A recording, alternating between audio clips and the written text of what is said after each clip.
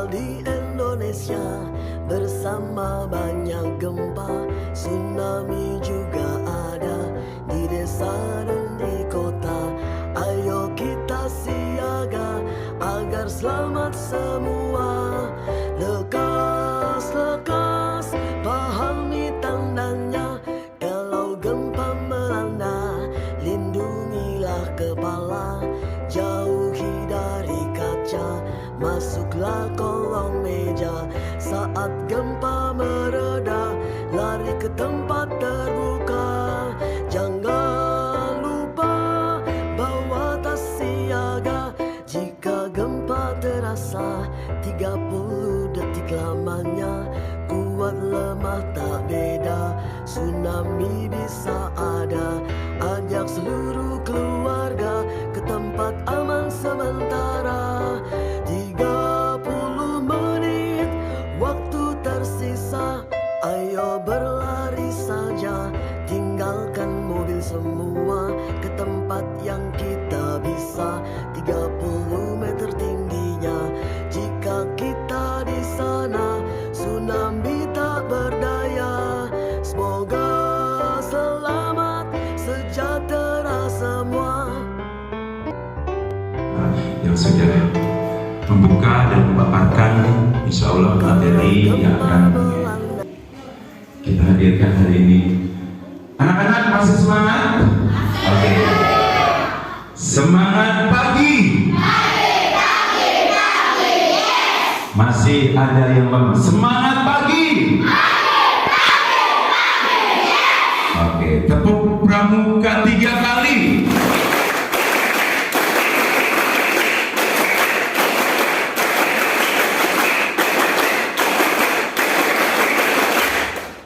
Masih ada. Oke, nggak apa-apa. Itu adalah bentuk apresiasi kamu ya. Oke, berarti mau terus tepuk tangan. Berarti hari ini semuanya ceria kan? Oke, iya. Baik, Ibu Bapak Guru, Kepala Sekolah dan anak-anak sekalian, berikut kita akan simak bagaimana kejadian tsunami yang terjadi di tahun 2004 setelah 18 tahun. Baik, Ibu Bapak Guru, Kepala Sekolah dan anak-anak sekalian, berikut kita akan simak bagaimana kejadian tsunami yang terjadi di tahun 2004. Itu tsunami Aceh ya, 26 Desember tahun 2004 ya. Awas hati-hati. Janganlah. Oke, bismillahirrahmanirrahim.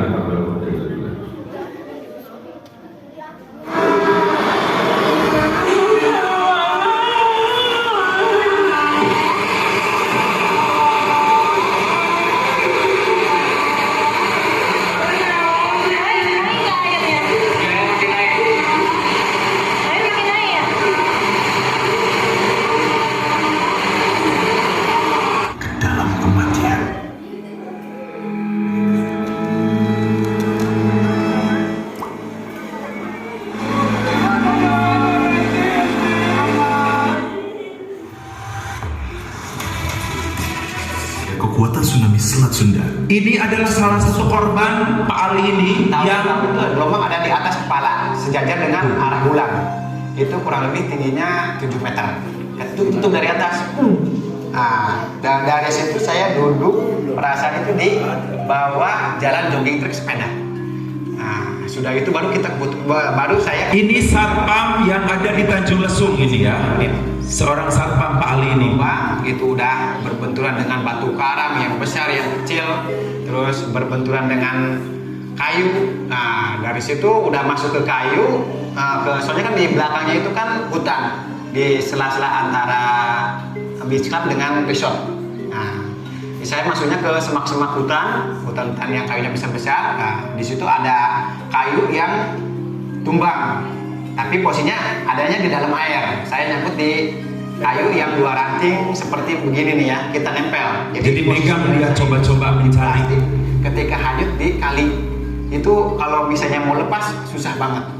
Saat gelombang tinggi datang, Pak Ali berada di tengah-tengah antara resort dan cottage. Lalu dia terlempar ke dalam hutan sejauh 500 meter. La ilaha illallah, terdorongnya 500 meter dari mana teman? Dan sepeda yang dari resort mau antar.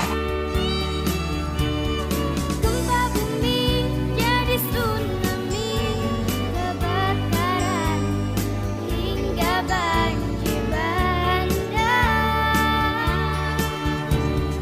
Pikirkan keselamatan untuk diri juga keluarga.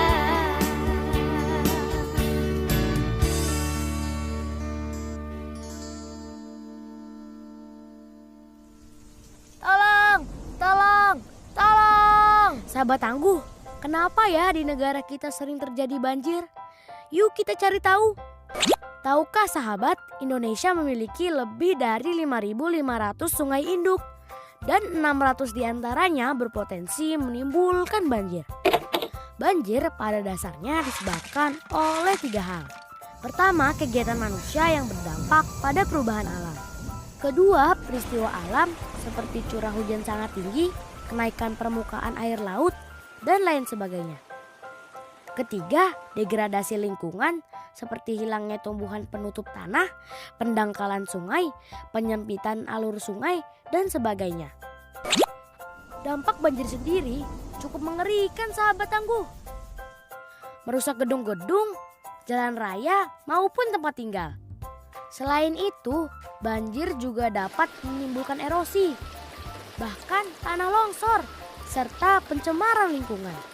Tak hanya itu, kotoran dan binatang yang terbawa air banjir dapat menimbulkan berbagai penyakit seperti diare, infeksi saluran pernapasan, hingga penyakit kulit. Hal yang harus kita lakukan ketika terjebak banjir adalah jangan takut dan panik.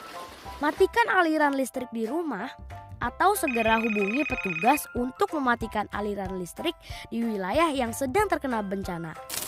Sementara itu, jangan menyentuh kabel listrik dan jauhi sumber listrik. Mengungsi ke daerah aman atau daerah yang lebih tinggi atau posko banjir sedini mungkin saat genangan air masih memungkinkan untuk dilewati. Jika air terus meninggi, hubungi instansi yang terkait dengan penanggulangan bencana. Sahabat tangguh, kita harus kenali juga bahaya saat banjir. Arus air di saat banjir yang sangat kuat dan bisa menghanyutkan. Hindari benda-benda yang terbawa arus seperti potongan pohon, kayu, benda-benda lainnya agar tidak terbentur. Waspadalah dengan bahaya listrik yang diakibatkan terkelupasnya kabel atau putusnya kabel dan juga akibat rubuhnya tiang listrik. Nah sahabat tangguh, saat banjir telah surut, jangan langsung gembira. Masih banyak yang harus dilakukan agar bisa kembali ke rumah dengan aman. Di antaranya membersihkan rumah. Gunakan air dan disinfektan untuk menghindari kuman. Keringkan dengan sempurna peralatan listrik seperti saklar, stop kontak, dan kabel-kabel yang sempat terendam banjir sebelum digunakan kembali. Bersihkan tempat penyimpanan air, bersihkan dapur dan peralatannya dengan baik dan hati-hati.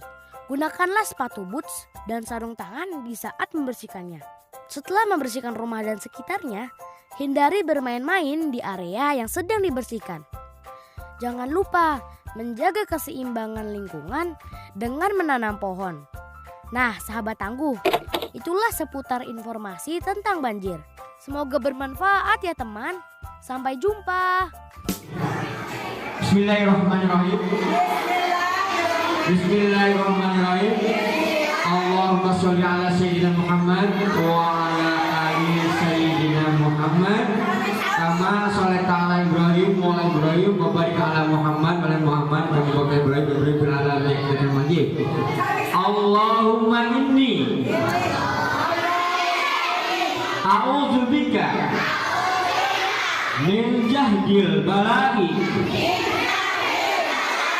wa daraki syaqaqi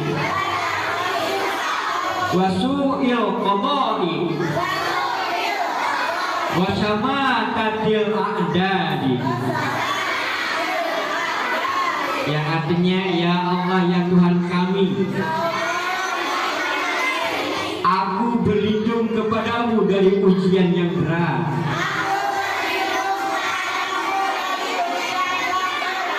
hinanya kecelakaan, buruknya takdir dan kegembiraan pada musuh, dan kecelakaan yang menimpa. Nah, ini kan hafalkan nih, kalau bisa ditulis di musibah. Contohnya apa saja? Kalian berjalan tersandung, ya, itu sama musibah atau kejedot, ya. Nah, di situ aja, inna lillahi wa inna ilaihi raji'un. Ya, setiap kita kena musibah apa saja, ucapkan inna lillahi wa inna ilaihi raji'un. Ya, artinya sesungguhnya hanya kepada Allah dan kepada Allah lah kita kembali, ya, atau kita dikembalikan. Terus yang kedua, Allahumma jurni fi musibati wa akhlifli khairan minha. Ya, artinya ya Allah, berilah aku pahala dalam musibahku, dan berilah ganti yang lebih baik daripadanya. Nah, maksud doa ini, kalian jangan sayang, saya hilang satu, ya. Tapi kalian punya kesayangan hilang, jangan disesali. Nanti dengan berdoa ini Allah akan menggantikannya yang lebih baik dari itu. Contoh yang pulpen satu atau pensil satu, jangan dihiraukan, ya. Dengan berdoa ini Allah akan menggantikan bahan-bahan yang istimewa lebih dari yang sekarang kamu punya.